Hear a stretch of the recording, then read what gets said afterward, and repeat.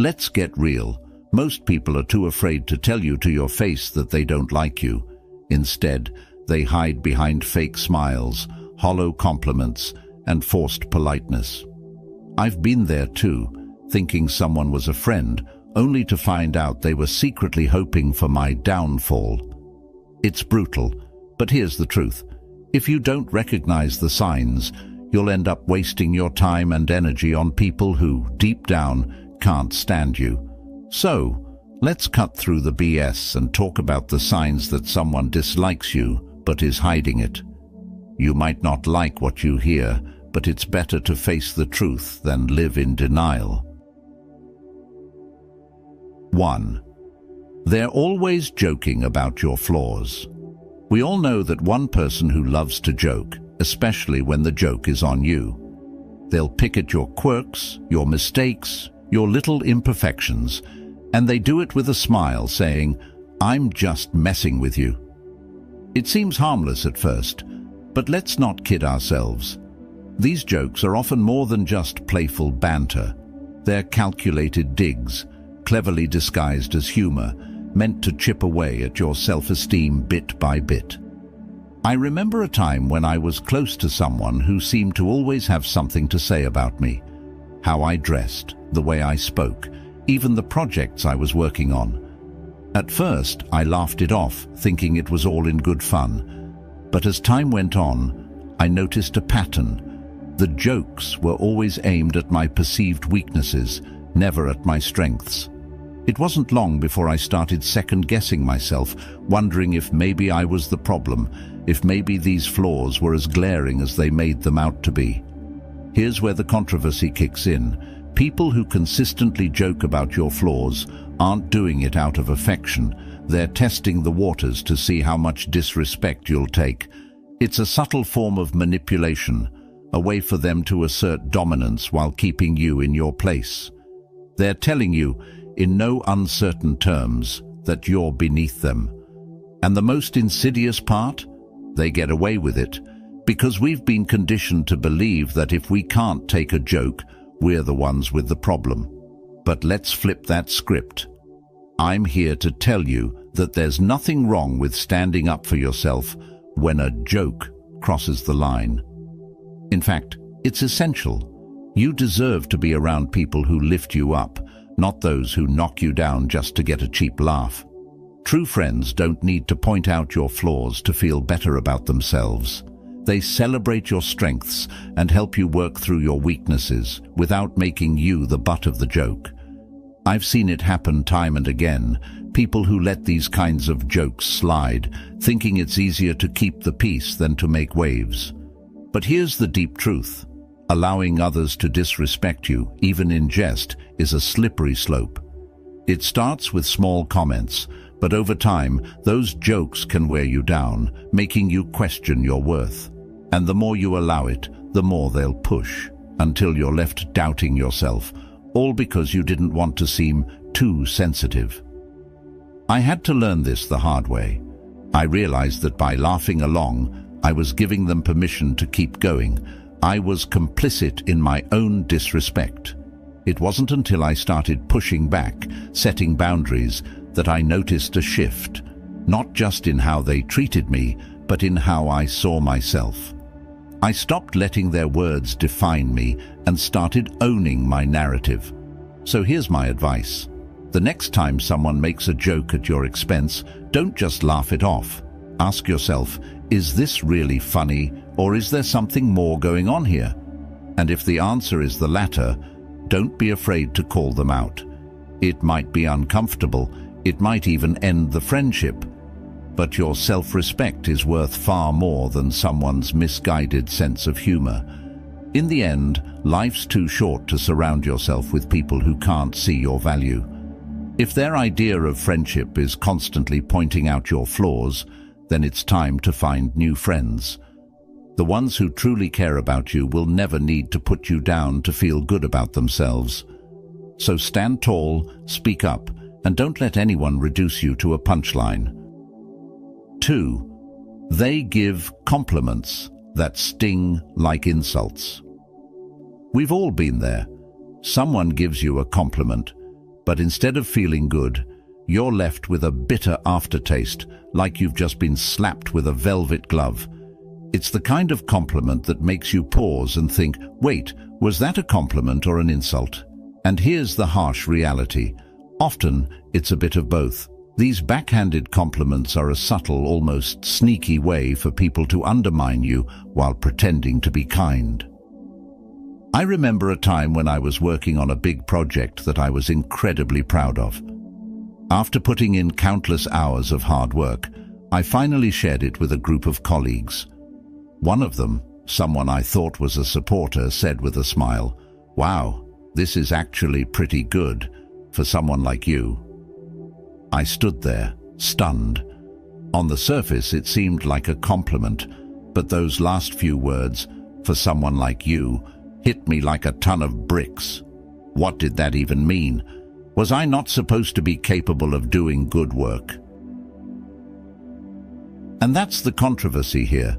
These so-called compliments are laced with a hidden agenda. They're not meant to uplift you, they're designed to keep you in your place. It's a power play, a way for the person giving the compliment to assert their superiority while making you doubt your own abilities. They're saying, "I see you trying, but you'll never be as good as me." It's toxic, but it's wrapped up in such a pretty package that you almost miss the poison inside. Let's be real. People who give backhanded compliments are often insecure themselves.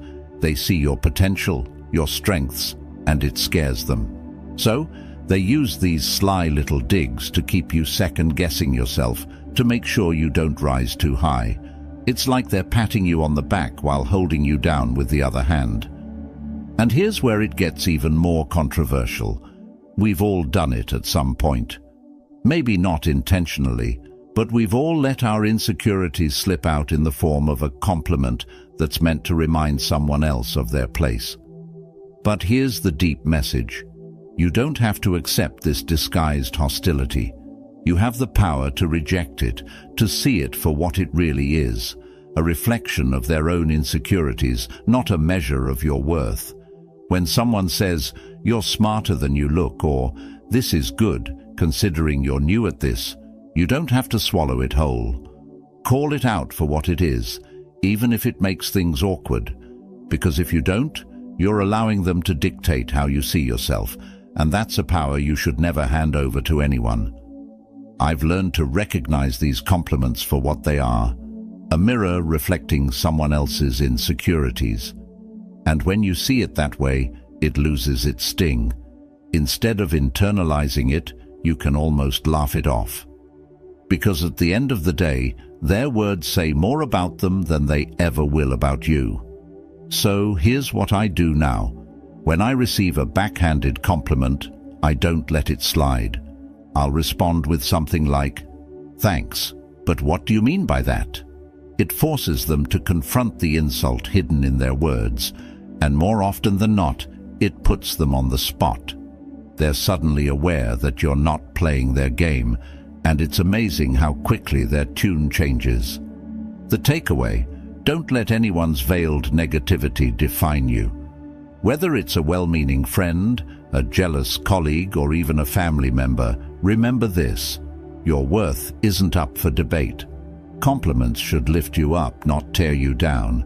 If someone's words leave you questioning yourself, it's time to question their intentions instead. Life is too short to waste on people who can't genuinely celebrate your successes. Surround yourself with those who see your value and aren't afraid to let you know it, without any strings attached. 3. They subtly exclude you from plans. It's the little things that sting the most, like realizing that your so-called friends accidentally forgot to invite you to that dinner, that party, or that weekend getaway. They'll swear it was an oversight, that it was a last-minute thing, or worse, they'll assume you were too busy anyway. But let's be real, these aren't accidents. This is social exclusion in its sneakiest form, and it's a clear sign that you're not as valued as you think. I've been on the receiving end of this too many times. I remember checking my phone one weekend and seeing pictures of a group of friends having a great time at an event I would have loved to attend. The kicker? Not a single person mentioned it to me beforehand. When I casually brought it up later, they were full of excuses. "Oh, we thought you were busy," or "it was such a last-minute plan." But deep down, I knew the truth. If they wanted me there, they would have made sure I knew about it. And here's where the controversy comes in. This kind of exclusion isn't just thoughtlessness, it's deliberate. It's a way of sending a message without saying a word. They don't want you there, but they don't have the guts to tell you to your face. Instead, they hope you'll just fade out of the group quietly, without causing a scene. It's passive-aggressive, and it's cowardly, but it's also incredibly common. People don't talk about this much because it's easier to pretend it's not happening. It's easier to swallow the excuses, to convince yourself that it really was just a mistake, rather than face the painful truth that you're being pushed out.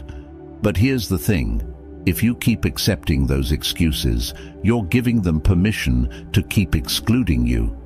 You're letting them decide your place in their lives, rather than taking control of your own narrative. I had to learn this the hard way. For a while I kept quiet, letting those accidental exclusions slide, hoping that maybe next time I'd be included. But then I realized that by staying silent, I was allowing myself to be treated as an afterthought.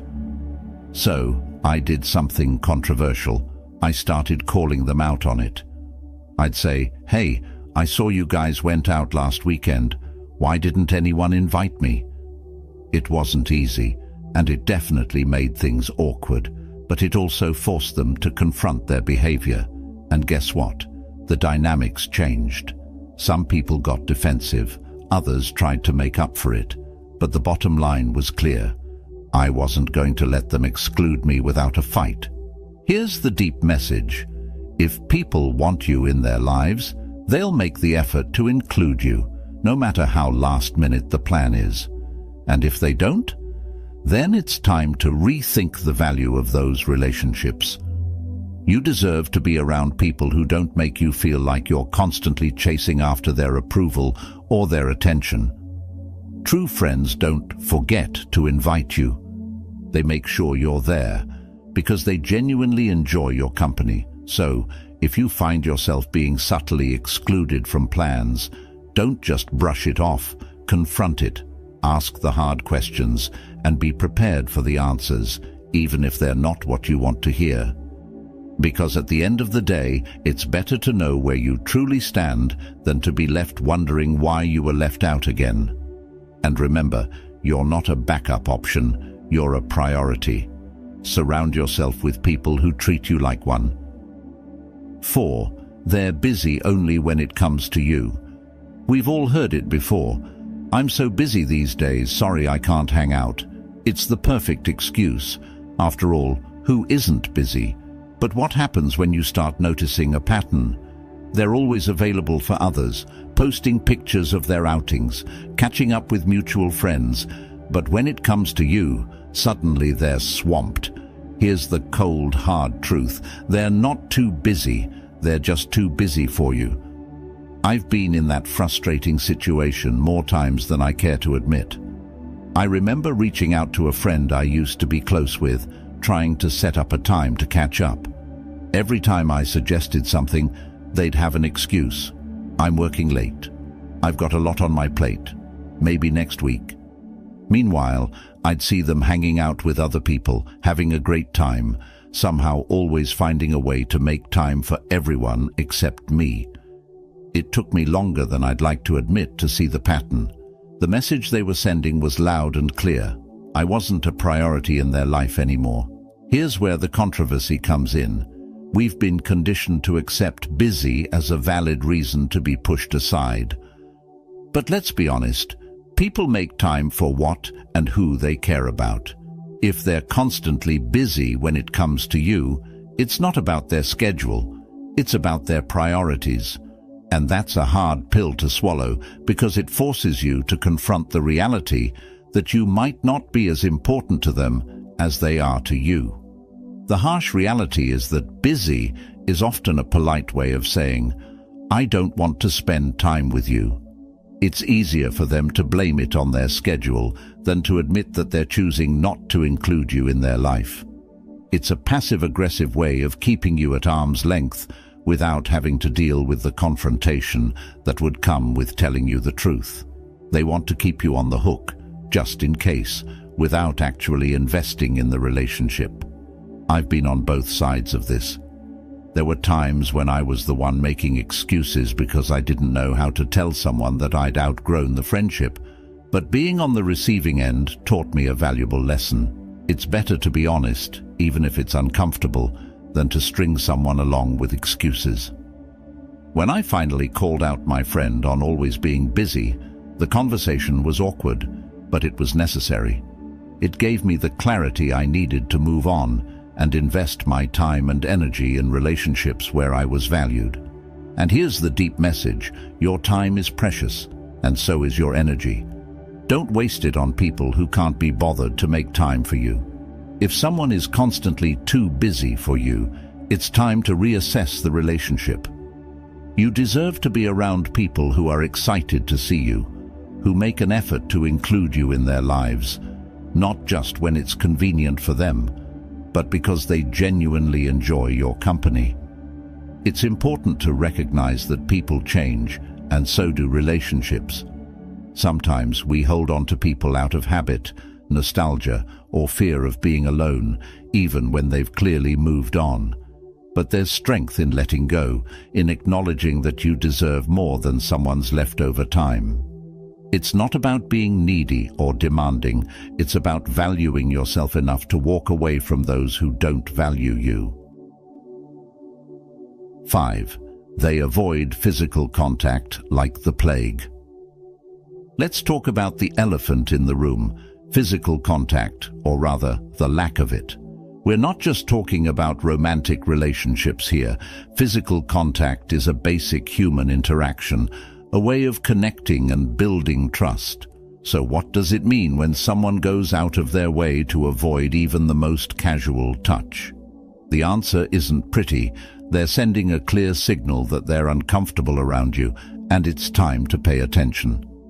I once had a colleague who seemed to recoil every time I reached out for a handshake or a friendly pat on the back.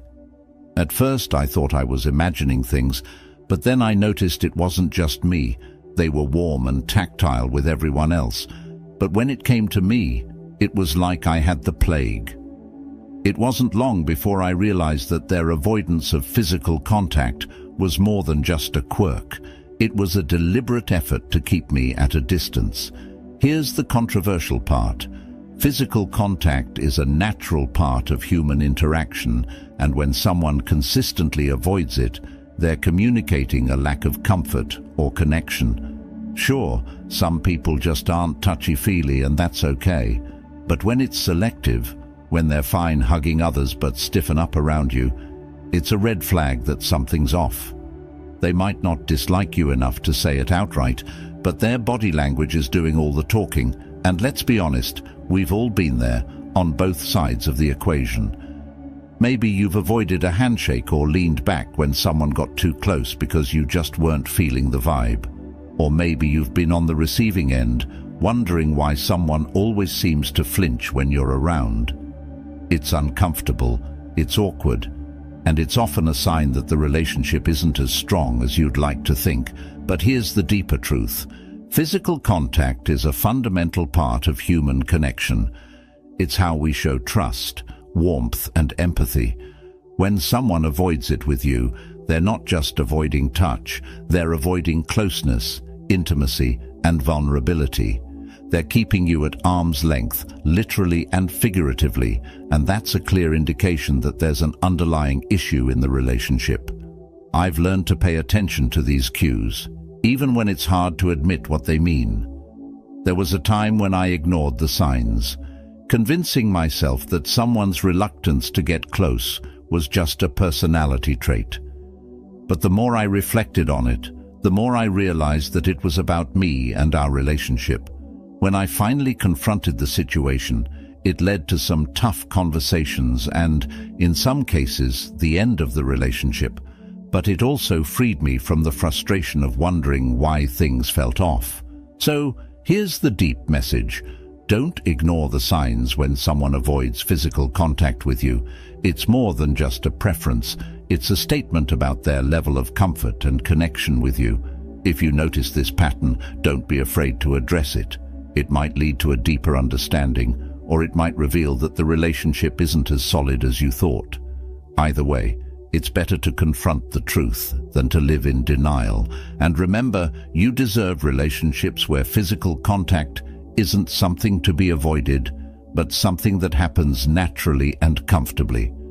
Whether it's a friendly hug, a handshake, or just sitting close without feeling awkward, these small gestures build trust and connection.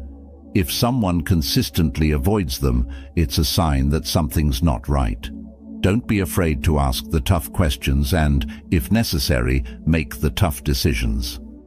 Life's too short to be surrounded by people who keep you at a distance, literally and figuratively. 6. They disappear when you need support. Let's get real. Nothing reveals the true nature of a relationship like a crisis. When the going gets tough, you find out who your real friends are. So what does it say about someone when they vanish the moment you need them most? It's not just a sign of flakiness. It's a neon warning that they're not as invested in you as you might have thought. And let's face it, when someone pulls a disappearing act during your darkest hours, it's not just hurtful, it's a betrayal. I learned this the hard way during a particularly rough patch in my life. I was dealing with a major personal issue, something that really shook me to my core. Naturally, I turned to the people I considered close friends, expecting some level of support, even if it was just a text or a quick call. But guess what? Crickets. The people I thought would be there for me suddenly had every excuse in the book. I'm so swamped at work. Sorry, I'm just really busy right now. I'll check in with you later. Spoiler alert, they never did. Here's where it gets controversial. People love to talk about how they'll always be there for you, but when push comes to shove, many of them are only around for the good times. They'll party with you, laugh with you, and enjoy the high points of your life. But the minute things get real, they're nowhere to be found. It's easier for them to ghost you than to deal with your pain or discomfort. They don't want to be dragged into your problems because deep down, they don't care enough to be there when it counts. And let's be brutally honest, true support isn't about convenience. It's about being there when it's hard, when it's uncomfortable, and when it's the last thing you want to do. The people who disappear when you need them most aren't just being inconsiderate. They're showing you exactly where you stand in their life. They're saying, without words, your problems aren't worth my time.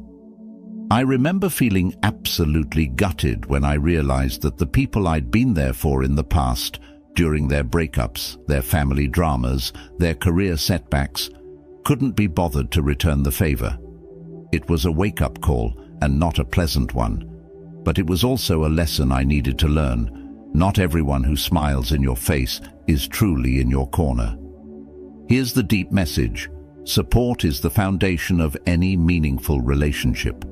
It's easy to be around when everything's going well, but the real test of a relationship is how people respond when things fall apart. If someone disappears the moment you need them, they're not just failing you. They're showing you that they were never really there in the first place. But don't let their absence make you bitter. Let it make you better. Use it as a filter to sift out the people who don't deserve a place in your life. The ones who stick around, who check in, who show up even when it's inconvenient. Those are the people who truly matter. And those are the relationships you should nurture and cherish. In the end, life is too short to invest in fair-weather friends. Surround yourself with people who will stand by you in the storm, not just bask in the sunshine. Because when you find those rare individuals who stick around when the chips are down, you've found something worth holding on to. And as for those who disappear, Let them go. They've already shown you their true colors. 7. They gossip about you behind your back. Gossip, it's the social poison that spreads faster than wildfire and can burn down relationships in an instant. The thing about gossip is that it's never as innocent as people make it out to be. When someone you consider a friend talks behind your back, they're not just sharing a harmless story, they're actively sabotaging your trust, your reputation, and your relationship. And let's be real, when they gossip about you, it's a clear sign that they don't respect you, no matter how friendly they act to your face. I've been the subject of gossip before, and let me tell you, it's one of the most gut-wrenching experiences. There was a time when I confided in someone I thought was a close friend about a personal issue.